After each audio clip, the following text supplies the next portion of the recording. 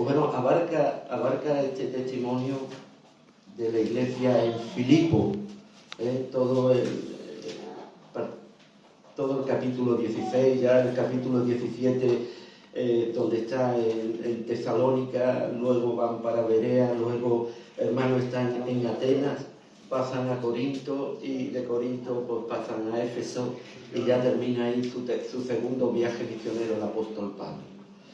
Así que abrimos la palabra del Señor, capítulo 16, y vamos a leer en el versículo 6, porque es interesante, forma parte del contexto, ¿verdad? Señor, te rogamos que bendigas tu palabra en nuestras vidas, nos guíes con tu Espíritu Santo y alumbre nuestros pensamientos y abra nuestros corazones para recibir tu palabra bendita. En el nombre de Jesús. Amén. Versículo 6, capítulo 16, Hechos de los Apóstoles, dice así la palabra del Señor. Y atravesando Frigia y la provincia de Galacia, le fue prohibido por el Espíritu Santo hablar las palabras en Asia. Y cuando llegaron a Misia, intentaron ir a Bitinia, pero el Espíritu Santo de nuevo no se lo permitió. Versículo 8. Y pasando junto a Misia, descendieron a Troas y se le mostró a Pablo una visión de noche y un varón macedonio estaba en pie rogando y diciendo: pasa a Macedonia y ayúdanos. Cuando vio la visión, enseguida procuramos partir para Macedonia, dando por cierto que Dios nos llamaba para que les anunciásemos el Evangelio. Zarpando después de lo ocurrido, pues de Troas, vinimos con rumbo dirección a Samatrocia y el día siguiente a Neápolis y de allí a Filipos, que es la primera ciudad de la provincia de Macedonia, una colonia. Y estuvimos en aquella ciudad algunos días. Y un día de reposo salimos fuera de la puerta junto al río donde solía hacerse la oración y sentándonos hablábamos a las mujeres que habían allí reunidas. Entonces una mujer llamada Lidia, vendedora de púrpura de la ciudad de Tiatira, que adoraba a Dios, estaba oyendo y el Señor abrió el corazón de ella para que estuviese atenta a lo que Pablo decía. Hasta ahí la palabra del Señor. Podéis tomar asiento. Luego todo esto trae unas causas, ¿verdad? Todo esto lleva a una familia a integrarse en la casa del Señor, a formar parte del cuerpo de Cristo universal, pero a partir de ahí también el Señor hace de esta familia, empieza a integrar a miembros y a formar lo que se conoce como iglesia local, la iglesia en Filipo. Una iglesia donde estaba dirigida por ancianos, por presbíteros, aquellos que supervisaban la iglesia, y empezó a crecer la iglesia y fue la verdad que el inicio de esta gloriosa iglesia, que a la vez pudieron colaborar con el apóstol Pablo en cuanto a recursos económicos, fue la única. En un par de ocasiones en Tesalónica le ayudó la iglesia, y también en Corintio también fue ayudado el apóstol Pablo por esta misma iglesia. El apóstol tiene una palabra, hermano, en la epístola ya a los filipenses, después de 10 años y estando él encarcelado, el apóstol tiene unas palabras pues de gratitud también y de tener que llevar a cuenta como esto, como frutos del Espíritu, frutos que abunden para la gloria del Señor. No es que yo pida nada para mí, sino que esto es para que conste en vuestra cuenta para la gloria del Señor. Por lo tanto, vemos que el resultado de la obra del Señor aquí, en este minúsculo, o en esta minúscula ciudad, donde no había sinagoga, donde no había un lugar donde compartir la palabra del Señor, surge de un grupo de mujeres, no sabemos si hubiera algún hombre, pero dada la situación, después de poder hablar, después de poder ver la epístola también a los filipenses, hay como si fuese un confrontamiento entre dos mujeres. ¿Alguien me recuerda qué dos mujeres eran estas? Bodie y Cinti, que es verdad, y de ellas dice el apóstol Pablo, como diciendo, fueron primicias, fueron colaboradoras mías en la obra del Señor allí, en Filipo. Por lo tanto, parece ser que después se añadiría esta mujer endemoniada que fue liberada, si usted sigue leyendo, y después se añadiría este carcelero con toda su familia, pero los principios los vemos ahí. También habla de un tal Clemente. Yo soy un poco atrevido, pero no con esto quiero sentar cátedra en esto. Habla de Clemente. Creo que el Señor se está dirigiendo a una persona en particular en esta iglesia. Lo vemos en Filipenses, ¿verdad? Dile a estas que colaboraron conmigo, que se tengan a bien, y a Clemente también, que fue un colaborador mío. Yo me atrevería a decir que ya no le hablaría más como el carcelero de Filipo.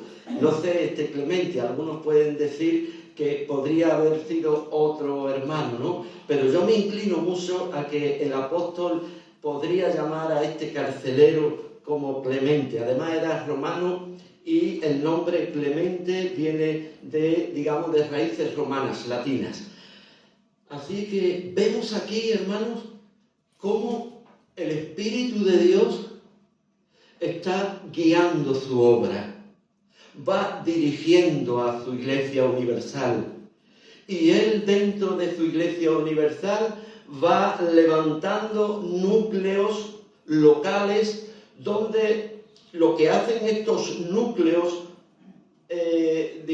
dentro de las localidades, es poder manifestar la evidencia clara de haber convertido un corazón inclinado, perdido, hundido en las tinieblas, como Dios está levantando en su Iglesia Universal lugares estratégicos en cada nación, poniendo en cada ciudad una iglesia llamada iglesia local, para poder dar testimonio de lo que es el Evangelio de nuestro Señor Jesucristo. Esto lo hace el Señor. Estamos estudiando sobre la eclesiología, hermano, y uno de los puntos en los que se menciona la iglesia, la menciona nuestro Señor Jesucristo en primer lugar, dándole una identidad del lugar donde Él está, donde estén 2 o 3 reunidos en mi nombre, ¿verdad? Ahí estoy yo en medio de ellos. Es la primera vez que escuchamos en el Evangelio de Mateo la palabra iglesia. Y después de una forma también no solo institucional, sino también jurídica. La iglesia del Señor forma parte también de los juicios de Dios. Y ahí es donde el apóstol Pablo, con esta visión recibida del Señor, quiere y va estableciendo iglesias que no dejan de ser focos de atención de la luz, que bien dice el apóstol en Filipenses, siendo luminares en medio de este mundo lleno de tinieblas. Bendito sea el Señor. Entonces, el Espíritu Santo de Dios, la gloria manifestada de Dios en esta tierra, que hizo y manifestó a su Hijo Jesucristo, hermano, la persona del Espíritu de Dios, llega a mandar al apóstol Pablo a indicarle dónde y de qué manera tenía que ir para predicar el Evangelio, pero llega un momento determinado donde el Espíritu le cambia la estrategia al apóstol Pablo. La verdad es que le iba muy bien. Le iba muy bien, hermano, entenderme, con los frutos a través del sufrimiento. No había, hermanos, fruto sin sufrimiento. Y esta, digamos que es la tónica que el apóstol nos hace en su primer viaje. Evangelización, proclamación del evangelio, conversión de almas, tanto de gentiles, prosélitos y también de judíos. Van y conocen el evangelio, pero esto, hermano, destaca también el sufrimiento y la persecución. No obstante, le iba muy bien. ¿Por qué? Porque fue muy bien recibido en el capítulo 15 del libro de los Hechos, datando todo lo ocurrido en ese primer concilio que hubo,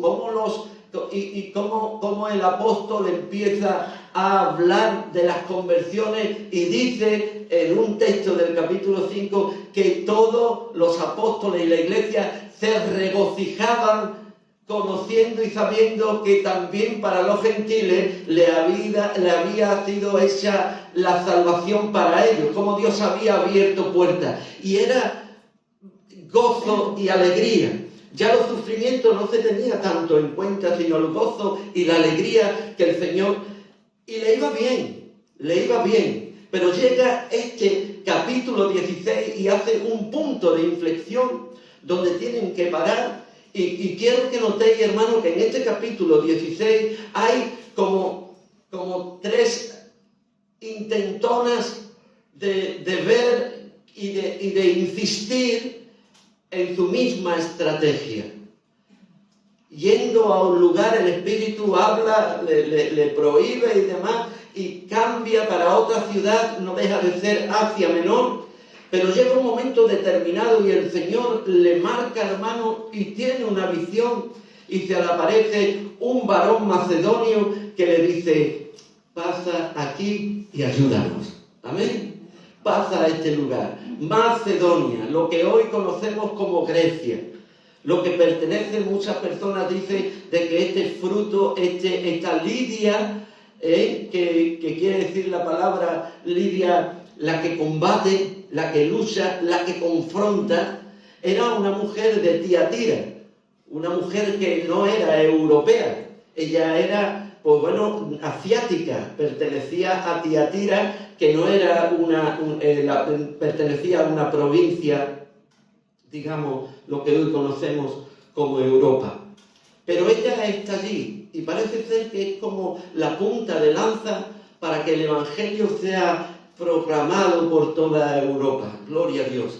Hubo un equipo ahí, hubo hombres, hubo mujeres, hubo ancianos, vemos después de 10 años como el apóstol, estando encarcelado, él está viendo ese fruto y le escribe a Epafrodito para que lleve esas cartas y pueda animar a los hermanos por algunas situaciones y cómo y de qué manera tenían que seguir, hermanos, andando en el Evangelio. Después de 10 años, una iglesia ya formada, madura, ¿verdad? Con ministerio, con luchas, con persecuciones, con todo lo que involucra a una iglesia del Señor, pero no dejando de dar testimonio, amén, no dejando de ser lo que somos, luz en medio de las tinieblas.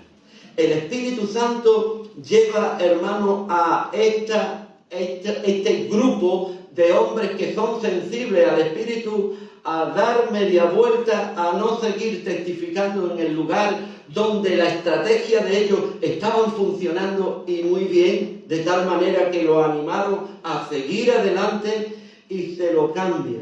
¿Para qué? Para mandarlo a un lugar donde, en primer lugar, hermanos, no había una sinagoga. Y al parecer, no es que no hubiese una sinagoga, porque la sinagoga era fruto, hermano, de 10 judíos. Se podía levantar una sinagoga con 10 judíos que fuesen circuncidados y pudiesen levantar un lugar para que cada sábado, sabbat, pudieran leer la palabra del Señor, pudieran orar y pudieran aprender y estudiar la palabra del Señor. Pero al parecer, no es que no hubiera. En algunos escritos dice, no es que no hubiera, sino es que no había intención ni deseo por aquellos judíos que igual estuvieran allí no querían comprometerse, porque Filipo era, como bien dice, una colonia. No voy a contar la historia de Filipo porque es un poco extensa, pero era un lugar privilegiado. Era un lugar donde iban los romanos que habían tenido ya, digamos, un renombre, y era como ¿entendéis la palabra resol? Resol es el lugar de vacaciones, el lugar de retiro, el lugar donde ellos ya pueden. Este era el lugar que tenía, y era una provincia romana con todos los privilegios que tenía la capital de Roma. Total, estamos hablando, hermanos, de un lugar adinerado, de un lugar majestuoso, de un lugar donde había una cultura bastante prominente, y donde Pablo va, pero no se encuentra una sinagoga. No hay un lugar donde predicar la palabra, y está varios días buscando y mirando. Si usted observa a partir del capítulo 11, dice que estuvieron algunos días, pero ya en última instancia fueron al río, para que allí no sé si alguien le diría, mira, aquí no hay sinagoga, pero algunas mujeres se van al río a orar, y allí están entre ellas y hablan del Señor y demás. No hace mención de ningún hombre, sino de algunas mujeres que están allí y apartan un tiempo los sábados para dedicárselo al Señor, a Dios, al Dios de Israel. Y ellos acuden allí. Y aquí empieza, digamos, lo que es a formar parte este grupo de la iglesia, los que son llamados de fuera, los que vienen de fuera para aquí, para la iglesia del Señor. El título de la predicación, hermano, le he titulado La obra milagrosa de la conversión. La obra milagrosa de la conversión, porque no deja de ser un milagro de Dios, que Dios, digamos, convierta a las almas. Dice el versículo 13, y un día de reposo salimos fuera de la puerta junto al río donde solía hacerse la oración, y sentándonos hablamos a las mujeres que se habían reunido. Pablo toma la palabra y empieza a hablar. Lo que empezó Pablo a hablar lo tenemos que entender por todo el contexto de lo que venimos hablando, y por todo lo que él hablaba. Él no tenía otra cosa que hablar, que era a Cristo y a este crucificado. ¿Por qué? Porque me he propuesto entre vosotros, dice en la iglesia de Corintios, no saber nada sino a Cristo y a este crucificado. Amén. Entonces, cuando está hablando de que va allí a aquel lugar, empezó Pablo a hablarles a ellos sentados, hablaron a las mujeres, y evidentemente le hablaron del Evangelio. Fíjese el versículo 14, porque digamos que esto es lo que rompe, lo que abre y lo que dilata realmente para que haya una verdadera conversión. Dice, entonces una mujer. Entonces, ¿qué palabra esta, verdad? Que nos frena para que nosotros pensemos lo que estuvo ocurriendo para que esto ocurra. ¿Qué ocurrió cuando Pablo hablaba? Esto es la pregunta. Porque es que es entonces de lo que Pablo dijo. ¿Entendéis? Entonces, cuando Pablo terminó de hablar, una mujer llamada Lidia, luchadora, aquella que confronta, y debería de ser una gran luchadora, no sabemos si era viuda o su marido estaba, no lo sabemos tampoco, o su marido era el que llevaba el trabajo más duro en la casa con el tema de los tintes, y que ella estaba allí, y más bien ella era la CEO. La que, digamos, directora ejecutiva, y la que llevaba todo el plan del dinero. Pero lo que sí vemos aquí es que vemos a una mujer que era una luchadora, y no deja de ser una luchadora porque ella tenía su empresa, pero además tenía su casa, tenía su familia, y además tendría que ser una casa grande, porque allí es donde comenzó la iglesia del Señor, en ese lugar. a reunirse los hermanos. Tendría que tener una familia grande también, con hijos, los padres, el marido, no lo sé si estaba el marido, pero lo que sí sé es que esta mujer, Lidia, fue una mujer emprendedora, valiente, luchadora, confrontadora, que estaba, hermano, luchando por llevar adelante no solo su negocio, sino a sus hijos. Y además era una mujer que no estaba mirando tan solamente su propio negocio, su egoísmo, sino que también tenía tiempo para dedicarle al Señor. Y qué bueno, hermano, qué bueno que aún con nuestros trabajos, en nuestras ocupaciones, en todo lo que hagamos, tengamos tiempo para dedicárselo al Señor. Amén. Porque eso es clave. Debemos de luchar por nuestro negocio, debemos de luchar por nuestra familia, por todo lo que tenemos a nuestro alrededor. Debemos de luchar, hermano. Y esto mismo, este espíritu debe de estar en nuestras vidas para ir adelante en este mundo, hermano, que cada día está peor. Pero esto no quita nunca, hermano, de que nuestras fuerzas en la lucha viene del Señor. Nuestras fuerzas, nuestra renovación, nuestros, digamos, aires frescos, nuestro brazo para poder levantarnos y apoyar nuestra cabeza sobre el hombro está en nuestro Señor Jesucristo. Así que esta mujer luchadora dice que entonces, después de haber oído la predicación que Pablo le había expuesto allí, vendedora de púrpura de la ciudad de Tiatira, en Asia, donde dijimos que adoraba a Dios, que tenía tiempo, que tenía su negocio, que tenía tiempo, estaba oyendo lo que Pablo decía, la predicación de Pablo. Y estando oyendo, estando atento, fíjense lo que ocurre. El Señor abrió el corazón de ella. Hubo un momento entre la predicación, la atención de ella y la intervención de Dios. Así que vemos aquí tres aspectos: la predicación del Evangelio, la atención de una mujer a esa palabra, y también, hermanos, vemos a continuación la intervención de Dios al corazón de Lidia. Dice que Dios abrió el corazón de ella. ¿Para qué? Para que pudiera entender, para que estuviese atenta a lo que Pablo decía. Mientras tanto, fíjense el versículo 14, el Señor abrió su corazón, el corazón de ella, para que estuviese atenta a lo que Pablo decía.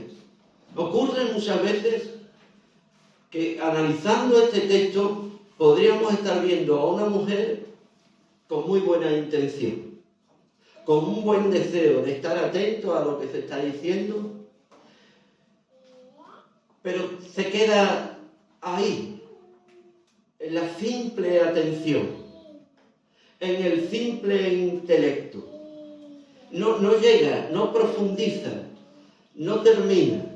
Hay personas que a lo mejor no le llegan ni al intelecto, porque mañana mismo a lo mejor me pregunta: ¿y qué se predicó ayer en la iglesia? Y digo, pues se habló del Señor, pero no sé, ¿qué texto? No sé de qué se habló. Y no le llega ni al intelecto, imagínese usted llegar al corazón. Entonces, cuando hablamos de la obra milagrosa de la conversión, es cuando Dios interviene en el corazón del hombre. No hay otra manera. ¿Por qué? Porque al Señor no le interesaba el negocio de Lidia, para nada. Y no le interesaba que Lidia estuviese atenta, a lo mejor educadamente. Porque lo que yo veo aquí en Lidia, hermano, es un respeto muy grande y una mujer temerosa, pero tan solamente veo una estructura social, un modelo a desear, algo que quisiéramos cada uno de nosotros, porque la verdad que ella se movía en estratos sociales bastante altos, de la clase alta, porque ella tenía una empresa que trataba con personas vestidas de púrpura. Y la púrpura solo la podía llevar, hermanos, las personas pudientes, aquellos ya que se jubilaban, digamos, y ya tenían renombre y tenían capital. Y ella está ahí, tiene un negocio de Versace, ¿no? O la otra, ¿cómo se llama? Las modas estas tan buena y tan lujosa. Ella era esta mujer. Pero al Señor no le interesa nada de eso. El Señor tiene un propósito, tiene una idea clara. No le interesa su dinero, no le interesa lo que ella sabe, no le interesa para nada. Su intelecto para el Señor no es nada. ¿Por qué? Porque lo más bajo, lo más necio, lo que menos sabe el Señor, ¿verdad?, es lo más sabio de todo el mundo. Lo más débil del Señor es lo más fuerte de todos los hombres. A Él no le interesa nada. ¿Sabéis lo que le interesaba y le interesa al Señor? ¿Lo que le interesa al Señor? El corazón. No hay otro lugar. Por eso cuando leemos este pasaje, lo que estamos viendo es la manera como el Señor convierte el alma. Es por medio del corazón. ¿Qué es el corazón? Pues el corazón, hermano, está en el primer lugar donde Dios quiere que esté sentado nuestro Señor Jesucristo. El Señor diciéndole a la iglesia de la Odisea el lugar donde lo había puesto. ¿Alguno me recuerda dónde habían puesto al Señor en esa iglesia? En la puerta. Él dice: yo estoy a la puerta y llamo. Este texto a veces se malinterpreta desconociendo el contexto de lo por qué el Señor estaba en la puerta. Tiatira, hermano, la Odisea, la palabra Odisea, la Odisea quiere decir el gobierno humano. De ahí viene esa palabra. Entonces, el gobierno humano, ahí gobernaba el hombre. Y esto lamentablemente lo vemos, hermano. Estamos viendo cómo hay movimientos, cómo hay iglesias donde es el hombre quien gobierna, o los que quieren gobernar, cuando en la iglesia del Señor quien debe y tiene que gobernar es el Espíritu Santo de Dios. Amén. Al menos debemos de ser pero que muy sensibles. Amén. No nos queremos dar de espirituales, Dios nos libre. Nadie, ninguno de nosotros vamos a estar ganándonos, hermano, el cielo, ni tampoco vamos a estar, hermano, puestos en un retablo. Jamás, nunca. Pero hay un lugar reservado para nosotros, que es estar con el Señor un día en los cielos. Pero todo eso, hermano, cuando deseamos que el Espíritu Santo de Dios haga la obra. La iglesia funciona de esta manera. La iglesia no es un lugar que se congregan personas para tener un mismo deseo de poder estar juntos y hacer cosas juntos. La iglesia no es un lugar, digamos, constituido para que haya un lugar armónico o pueda estar allí en un sentido, digamos, asociativo. La iglesia del Señor es la institución establecida por Dios por medio de su Espíritu para que pueda ser luz en medio de las tinieblas. Y para eso tenemos que entender y comprender el corazón de Dios. Las personas no se convierten y no se convierten porque usted no le está predicando el Evangelio. No es por esto. Usted predicará el Evangelio, la iglesia, como se sabe, predicamos el Evangelio, pero si Dios no hace en esa persona, digamos, le abre su corazón, siguen viviendo endurecidos, siguen viviendo sin tener, hermanos, una realidad de lo que es Dios, del plan de Dios para sus vidas. Entonces, el Evangelio es fundamental.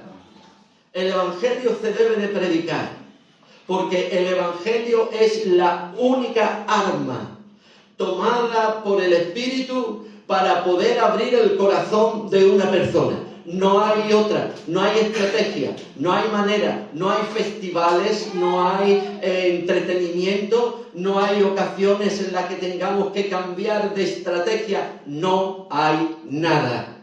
Dios ha usado desde siempre y por siempre seguirá. Incluso, hermano, el ángel del Señor tomará el Evangelio glorioso de nuestro Señor Jesucristo, incluso en la gran tribulación, y predicará el Evangelio. Ya nosotros estaremos con el Señor, bendito sea su nombre. Pero es el Evangelio glorioso, es el que el Espíritu Santo toma para abrir el corazón del hombre. ¿Qué ocurre ahí? ¿Qué ocurre ahí? Fíjense lo que dice el libro de Job. Vayamos al libro de Job. Job capítulo 7, versículo 17. ¿Qué es el hombre? Job siempre está, de alguna manera, no cuestionando a Dios, sino cuestionándose él. ¿Qué somos nosotros? ¿Qué es el hombre para que lo engrandezca? Tú, Señor, habla en el capítulo, creo que es 22 o 24, que tú has puesto en la cúspide de la creación al hombre, como corona de tu creación.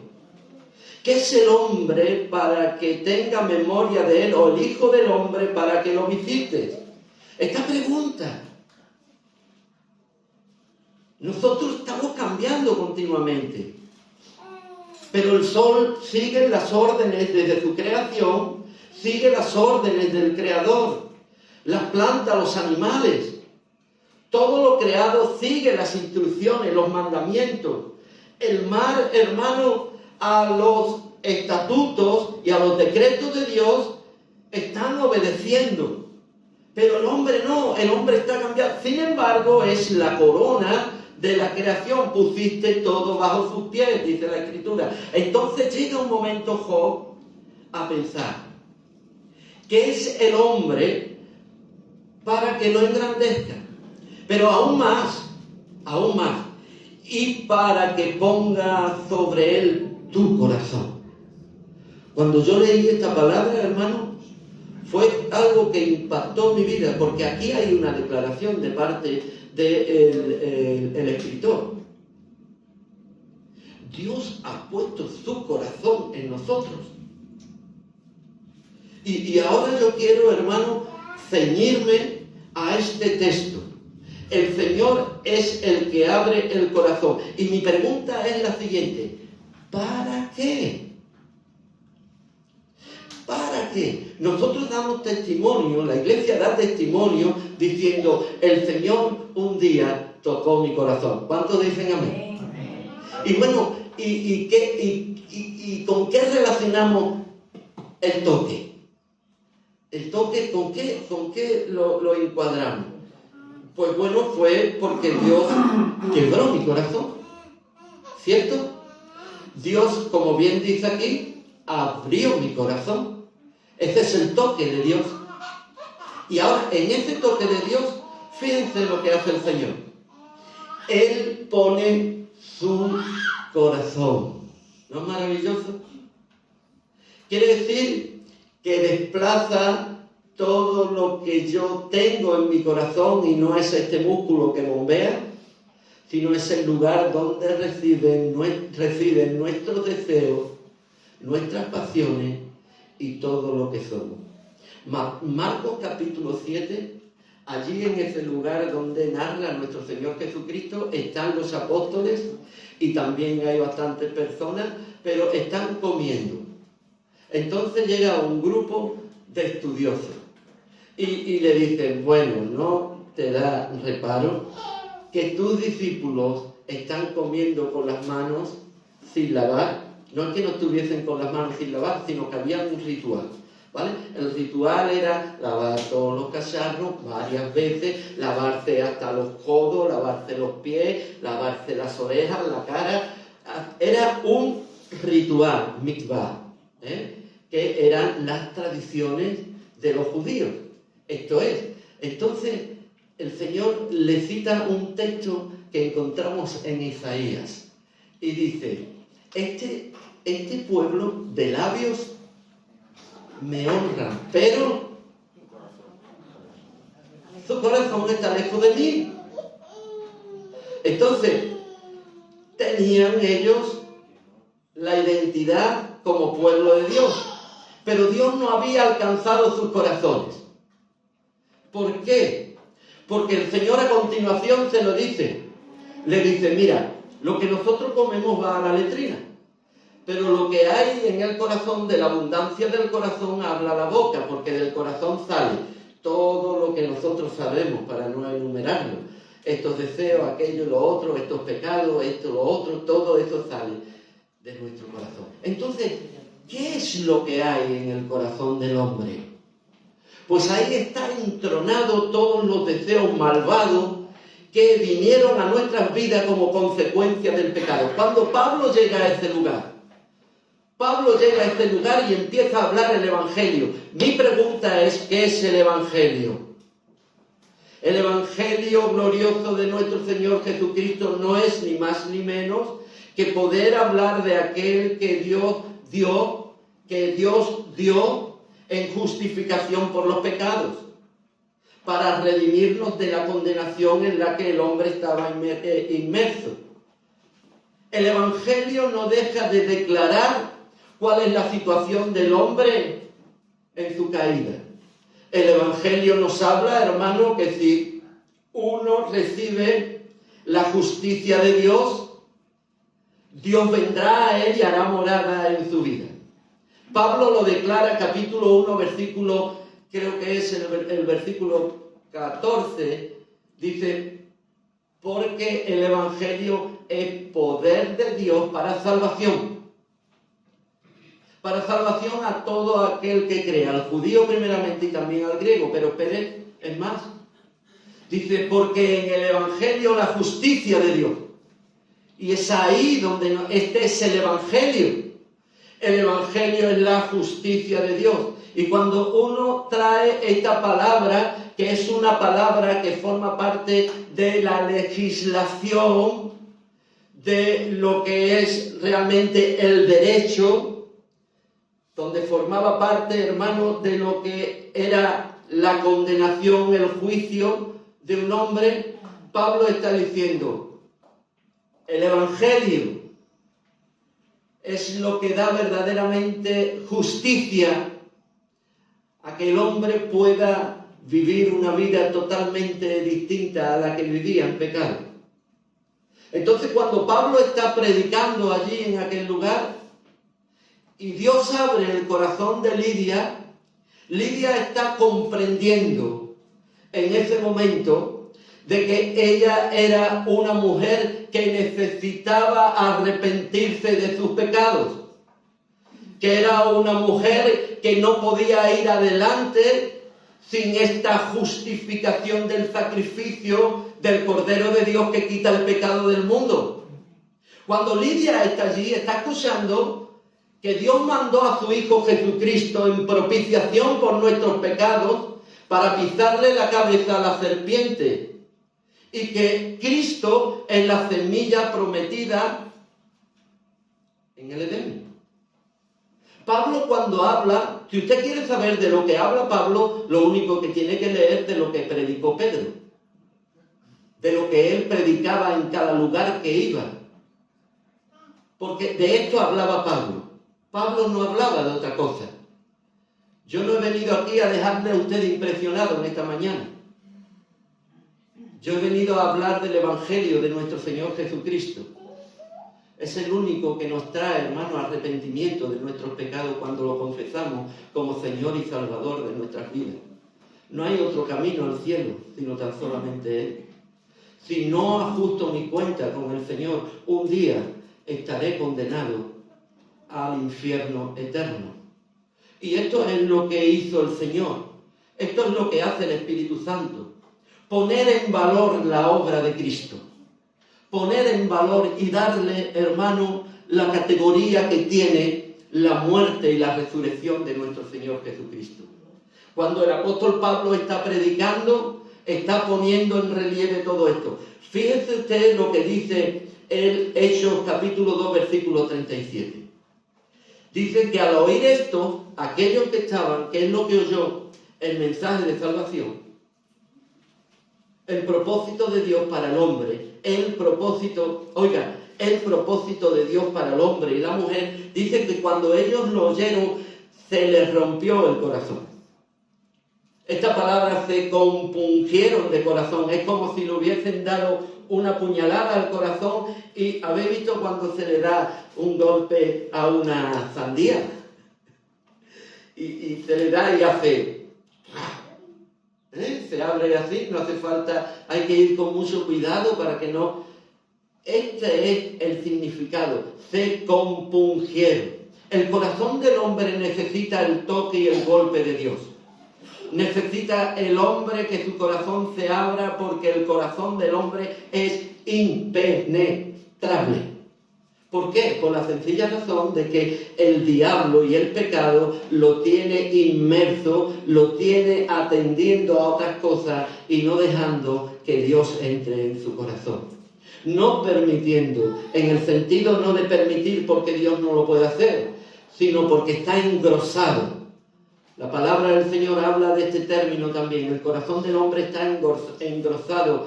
El Señor se lo dice a su pueblo: tenéis un corazón lleno de sebo, cubierto de sebo. Está engrosado, no está sensible. Yo quitaré vuestro corazón de piedra y pondré un corazón de carne. Por lo tanto, ellos dijeron a Pedro y a los otros apóstoles: varones hermanos, ¿qué haremos? La respuesta de Pedro fue: arrepentíos para que venga del cielo tiempos de refrigerio y tiempos de paz. Amén. Esto es lo que ella recibió. Ella recibió la libertad en su alma. Abrió el corazón. Estuvo atenta a lo que Pablo decía. Y cuando ella está atenta a lo que Pablo decía, hermano, ella entiende de que Dios ha abierto una trayectoria. Dios ha abierto una trayectoria y ella desea seguirla. Cuando el Señor abre el corazón de un hijo y de una hija, lo que hace es traer el deseo grandioso de seguir sus caminos. No hay otro camino. No podemos estar entre dos caminos. El Señor trae su corazón para que nosotros andemos en su camino. Y ahí, hermano, es donde podemos ir adelante con nuestras debilidades, con nuestras caídas, como bien oraba nuestro hermano Nehemías: Señor, dame tú la fuerza. Yo no puedo, pero yo sé que tú puedes, Señor.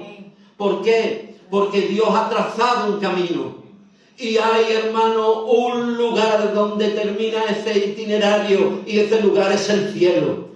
Y si no sigo por ese camino, con mi corazón abierto, solo existe otro camino que me va a llevar a otro lugar, y se llama el lugar donde arde con azufre eternamente y para siempre. Este es el infierno. No hay otro lugar. La iglesia del Señor estamos llamados, hermano, a que cada día más, a pesar de todo, de los inconvenientes que había en esta iglesia, que eran muchos, persecuciones, confrontamiento entre los hermanos, había, hermanos, debilidad también, todo esto lo había, pero lo que el apóstol Pablo hace es dar una palabra de ánimo, una palabra de consuelo, poner en valor, hermanos, lo que ellos eran. En definitiva, hermano, no lamiarse las heridas, sino saber que somos útiles al Señor, que el Señor nos ha llamado con un propósito. Y una de las cosas grandiosas que ella hizo es, como consecuencia de todo esto, y termino, fue que ella fue una gran servidora del Señor. Inmediatamente lo hospedó en su casa y estuvo allí con ellos, alimentándolos, ayudándolos, y no solo eso, sino que también sus propiedades, lo que ella tenía, su hogar, le fue dada a la iglesia, porque cuando Pablo sale de la cárcel, inmediatamente nada más salir con Silas, el lugar donde ellos van es a la casa de Lidia. Y allí dice que van a consolar a los hermanos. Hermano, en esta mañana, si estamos aquí predicando el Evangelio, no es tan solamente para consolar vuestras vidas, es para que nosotros también seamos hombres y mujeres que activemos en nuestras vidas el servicio al Señor. Debemos de servir al Señor en la medida de lo posible, porque ejemplo no os he dejado. No tenemos otro ejemplo. Mira, hermano, Lidia no se menciona más. Pero aunque no se mencione Lidia, ni se mencione otros, no importa.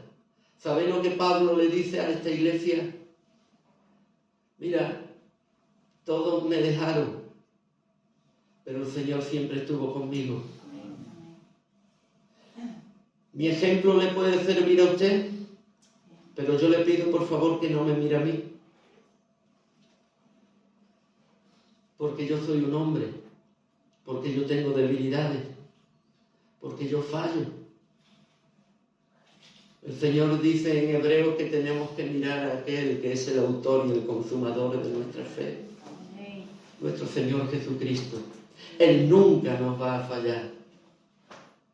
He pasado necesidad, sé vivir holgadamente, pero todo lo puedo en Cristo. Ahí en esa misma epístola, todo lo puedo en Cristo que me fortalece. Y además hay un elogio de parte del apóstol. Yo no pido vuestras dádivas, pero bueno, os cuenta para bien. Tenemos que tener esto presente delante del Señor. Que podemos fallar, que podemos ser muy impetuosos, pero el que nunca nos va a fallar y es perfecto es nuestro Señor Jesucristo. Por eso Él pone su corazón en nosotros, porque es el corazón de su Hijo Jesucristo. Un corazón que también en la epístola nos dice cómo era su corazón. Que siendo en forma de Dios no se aferró a ser igual a Dios, sino que se despojó de sí mismo. Y en la condición de siervo se entregó en la muerte y a la muerte de cruz. ¡Qué condición!, ¿verdad? Ese es el corazón de Dios. Cuando nosotros vemos esta epístola y decimos, Pablo lo que está, hermano, es desarrollando en la epístola lo que aquí no pudo decir, digamos, o lo que aquí dijo y no está escrito, pero que lo vemos en la epístola. Es Cristo. Es el Señor quien ha traído, hermano, ese nuevo corazón a nuestras vidas. Es el Señor quien merece toda la gloria y toda la honra. Si hacemos las cosas, las hacemos porque el Señor ha cambiado nuestro corazón, pero ha entronado a su Hijo Jesucristo en este corazón. El Señor no quiere nada de nuestras vidas, solo quiere nuestro corazón. Solo quiere que lo amemos con todo el corazón. Para Él poder hacer su obra en la iglesia, Él necesita el corazón de la iglesia. Y decimos al Señor, Señor, heme aquí. Cuenta con nosotros, Señor. Ayúdame. ¿Cuántas cosas, si tuviéramos que estar, hermano, analizando, cuántas cosas hay en mi corazón, Señor, que todavía no te he entregado? ¿Cuántas excusas, Señor? ¿Cuántos privilegios me doy a mí? ¿Cuántos homenajes me hago a mí, a mi persona? Y a lo mejor me quedo corto en en darte homenajes a ti, en darte gloria a ti. Creo que es un tiempo de reflexión. Amén. Dios abre para que haya un milagro de conversión. Es el que abre el corazón para implantar su corazón en nuestras vidas. Recuerda, querido hermano y querida hermana, el gran milagro del Señor es la conversión de nuestro corazón. Que Dios bendiga su palabra, hermano. Nos ponemos de pie.